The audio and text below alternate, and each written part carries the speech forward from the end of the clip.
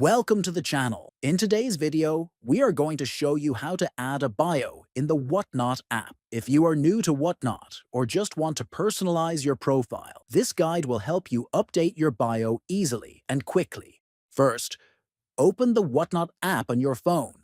Next, look at the bottom right corner and tap on the account icon. Then, click on the View Profile button. After that, you will see an Edit Profile option.